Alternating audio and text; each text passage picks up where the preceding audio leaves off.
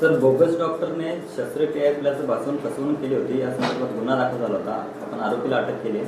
नक्की काय करणार? शिवाजीनगर पोलीस स्टेशनच्या हद्दीमध्ये करुणाकरण नायर हे 63 वर्षाचे ग्रस्त आहेत. ते मोतीराम पार्कमध्ये, हरिओम पार्कमध्ये राहिला आहेत अंबरनाथमध्ये.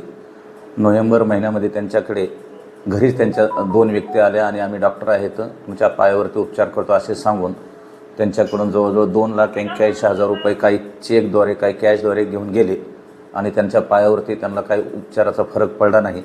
त्यानंतर त्यांनी आपल्याकडे 3/12/2023 रोजी तक्रार दाखल केली.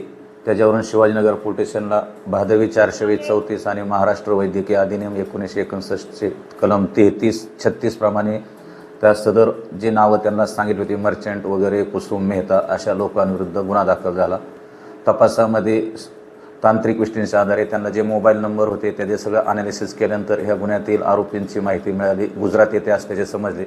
त्याच्यावरून शिवाजीनगर पोलीस स्टेशनकडचे पोलीस निरीक्षक Salekar, PSI Pawar, head constable Pandit, constable Gadge व यांच्या टीमने गुजरात येथे जाऊन वडोदरामध्ये देना नावाचं गाव आहे, तिथं मंजूसरा पोलीस स्टेशन आहे, तिथल्या पोलीस स्टेशनची मदत घेऊन ह्याच्यातील जे संशयित आरोपी होते त्याच्यापैकी 2 आरोपींना पकडण्यात यश आलं. त्यांची नावं आहेत मोहम्मद आसिफ, मोहम्मद हाफिज आणि मोहम्मद अरबाज इनामुद्दीन. ह्या 2 लोकांना 17 फेब्रुवारीला वडोदरा येथून ताब्यात घेऊन अटक करण्यात आलेली आहे. त्यांना आपल्या येथील कोर्टात हजर केलेलं आहे. सध्या गुन्ह्याचा तपास चालू आहे. कोणार्क, अपना शहर, अपनी बातें.